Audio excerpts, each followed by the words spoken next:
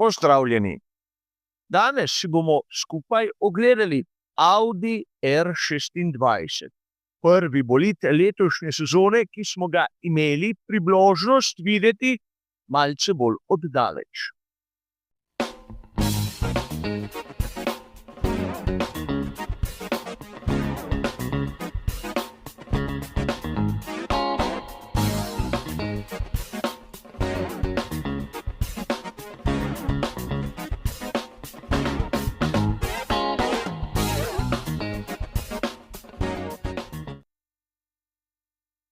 V uvodnem prispevku k bolidom letošnje sezone sem omenil, kako so pri Audiju bili prvi, ki so organizirali tako imenovani snemalni dan na progi v Barceloni. In kot običajno nam navdušencem ni bilo dano, vsaj takoj ne, kaj dosti zavideti. Posnetki so bili tako enkratne kvalitete, da razen nekaj črnega nismo videli nič. In tu imamo lep primer, ko je nekdo Audija R26 snemal na štartno ciljni črt, kjer bi lahko dejali, da je posnetek fantastičen, ampak če zadeve povečamo in upočasnimo, vidimo tisti črni zmazek, ki se nekako premika čez ekran in kjer težko razločimo, sploh da gre za bolid Formule 1. Potem z pomočjo umetne inteligence smo videli posnetke, ki so jih mimogrede objavili tudi na računu ekipe Audi na omrežju X in ki so marsikoga, tudi mene, spominjali na lanske bolide Formule 1. To sem omenil tudi v prispevku, namreč če pogledate, C45 je bil tisti zadnji žavbar. Ampak kljub vsemu imamo nekaj posnetkov, ki izgledajo pravi in katere je umetna inteligenca tako očistila, da so recimo temu skoraj uporabni. Preden bo se nekdo začel pritoževati, te popravljene posnetke uporabljam zato, da boste lahko vi malce bolj razločno zadeve videli in celo razumeli. Tako da tiste fotografije, ki so mnogokrat vzete iz nejasnih posnetkov, verjetno marsikdo sovraži, ker so nejasne, ker niso ostre, kjer se vidi v bistvu malo. Ampak danes se bomo ustavili kot običajno pri tistih karakteristikah, ki so verjetno dokončne. Torej, ne bomo se spuščali na primer v oblike aerodinamičnih stabilizatorjev, ker jih prvič ne vidimo jasno in drugič verjetno vsi verjamemo, da bodo do Bahreina se bistveno spremenili. Tokrat, kot že toliko let poprej, bomo začeli pri prednjem delu bolida in se počasi pomikali proti zadku. In ustavili se bomo pri vseh tistih pomembnih delih. In kot tolikokrat poprej, začnimo z nosnim konusom, ki je kot izraz marsikomu izmed vas nenaraven, ampak v angleščini se ta del bolida imenuje nose cone in sedaj prevajate kakorkoli želite. Videli smo lahko, da v primerjavi s tistim, kar smo videli na raznih renderih, je konica nosnega konusa dokaj dvignjena. In to pomeni, da imamo dva nosilca prednjega aerodinamičnega stabilizatorja, ki sta dokaj dolga. Vsaj v tistem, kar se da razločiti iz slike, imajo pri Audiju dva nosilca in na primer ne tri, kot smo videli na nekih renderih, ki pa z realnostjo nimajo absolutno nobene zveze. Nosni konus je dokaj širok, vsaj na prvi pogled.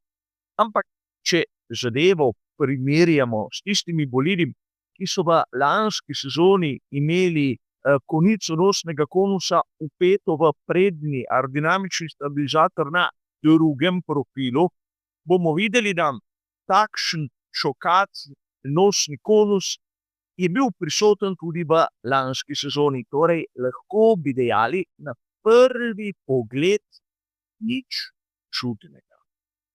Ampak premaknimo se malce proti zadku. Prav tja do prednje preme, kjer bomo videli zanimivo presenečenje. Za razliko od renderjev imamo tu pri Audiu R26 push rod. In menim, da tudi nobenih dvomov, kajti vidi se tisti poševni element in to, da je horizontalni element blažilnega sistema vpet zgoraj in ne spodaj. Zanimivo je, da so pri ekipi Sauber, predhodnici današnjega Audija, imeli pull rod tako v sezoni 2025 in 2024. In sedaj, če kdo želi, si lahko ogleda za nazaj, kaj sem dejal pri predstavitvi Ferrarija SF25. Že takrat sem nekako dvomil v ustreznost tiste menjave pri Scuderii, kajti pull rod bi lahko bil v uporabi eno samo sezono. A videli bomo, kaj si bodo zbrali pri večini ekip letos. Kot zanimivost, push rod pri Audiju je prisoten tudi na zadnji prednji. A tu neka zanimivost.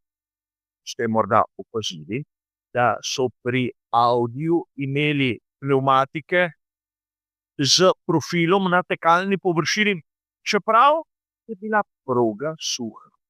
A ne smemo pozabiti, smo januar. In nizke temperature zahtevajo mešanico, ki je v bistvu mehkejša.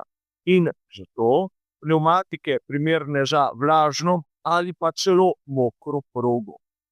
In to nam tudi pove, zakaj na cestnih osebnih avtomobilih imamo zimske pnevmatike, ki imajo mehkejše mešanice od onih letnih. In upam, da smo sedaj to zgodbo razumeli. Pomaknimo se še malce nazaj in oglejmo si zgornjo hladilno vstopno režo. Tu vidimo, da od lanske sezone se bistveno ni spremenilo kaj dosti, vsaj tako je videti. Namreč imamo tisti sredinski trikotni element, ki služi temu, da usmerja zrak proti motorju z notranjim izgorevanjem in seveda dve bočni hladilni reži. Nekaj, kar smo videli pri Sauberju tudi lani in v bistvu razlika med tistim, kar smo videli na primer pri Ferrariju SF25 v lanski sezoni, kjer je bil prisoten samo trikotni element.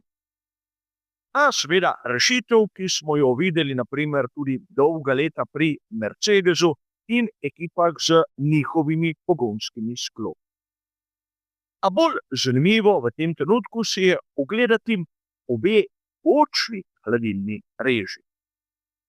Seveda na posnetku se da razbrati, da so trikotne oblike in nimajo, vsaj na prvi pogled, podaljšanega profila ne zgoraj in ne spodaj. To je bil trend v Formuli 1 v zadnjih 2 sezonah, kot vidimo na Sauberju C45 in C44. In če sedaj pogledamo še malce obliko bočne strukture, bomo morda opazili neko podobnost. Mene osebno je takšna rešitev spominjala na tisto, kar smo videli na Sauberju oziroma Alfa Romeo C43. Seveda aerodinamična rešitev na prvi pogled ki je dokaj stara in ni nujno, da bo ostala v uporabi tudi v kasnejšem obdobju, ampak zanimivo je videti, kako so zadeve poenostavili in praktično izničili vse tiste sofisticirane elemente, ki smo jih videli do sedaj. Logično je, da je bočna struktura spodrezana na prednjem spodnjem delu in da imamo tisti zgornji del, ki se po času spušča proti zadnji premi in nekako spominja tudi morda na Mercedesa dvojni V15. Torej, zopet smo pri nekih rešitvah, ki so nekoliko starejše. A videli bomo v resnici, kaj se bo pokazalo za tisto pravo. Poglejmo si zdaj, seveda, kako izgleda pokrov pogonskega sklopa, kjer je opazna tista hrbtna plavut, kar je zopet podobnost z renderjem, z maketo same fie, ampak tu moramo biti malce bolj natančni. Namreč mnogokrat lahko vidimo na družbenih omrežjih fotografije, ki nam na prvi pogled ne povedo absolutno nič. Ampak, če uporabljamo malce iznajdljivosti, lahko tudi iz takšnih fotografij razberemo kakšno podrobnost. Sedaj tu imate rahlo povečano fotografijo zadnjega dela Audija R26, kjer sem dodal na drugi polovici isto maketo, ki jo je objavila FIA. Ne gre za čisto pravi kot, kar je razvidno, ampak daje nam kar dober občutek. Sedaj, če pogledamo tisti izhod prav pri izpušni cevi, tako imenovano bazuko, bomo videli, da približno površina je primerljiva, ampak zgornji del pri samem Audiju ni tako šokat in je v bistvu bolj dodelan. Imamo horizontalne, imamo vertikalne površine in nimamo nekih zaobljenih delov, ki bi verjetno ustvarili več zračnega upora. Mnogi so se ustavljali pri analizah, pri tem, da ima Audi R26 dva nosilca zadnjega aerodinamičnega stabilizatorja. Kar je sicer res, ampak tudi v lanski sezoni se bo marsikdo verjetno spomnil, da smo videli, kako so ekipe sredi sezone menjale konfiguracije iz tiste z dvema nosilcema k oni z enim samim. Tako da tu ne bi praktično iz tega delal, vsaj za enkrat, prevelike zgode. A pogledati si moramo še nekaj zanimivega. Kot dobro veste, bolid, kot je Audi R26, ni več tisti, ki smo jih imenovali bolidi s stalnim efektom. Torej, se je mogoče vrnil rejk oziroma kot dna nad asfaltno površino. Če si ogledamo ta posnetek, kjer sem nekako nakazal, kako to izgleda, bi lahko rekli, da ja. Vidimo seveda na pričujočem posnetku, da je kod dna rahlo drugačen od tistega, kar nam kaže podlaga, oziroma tistega, kar nam kažejo obe varnostni matici tam na pesti. Torej, vračamo se v tisto obdobje, ki se je končalo v sezoni 2021, kar je bilo po svoje logično, po svoje pričakovano. Ampak še zmeraj trdim, da tisto, kar smo videli v Barceloni, še zdaleč ni dokončna podoba Audija R26. Zato imejmo ta prispevek le kot neko osnovo, na kateri bomo gradili praktično poznavanje drugih bolidov in tudi izpeljank, ki jih bomo videli pri Audiju. Tako da tokrat smo opravili to našo prvo vajo, to našo prvo spoznavanje z novimi bolidi v letošnjem letu. A zaenkrat bo to vse. Hvala za vašo pozornost in nasvidenje.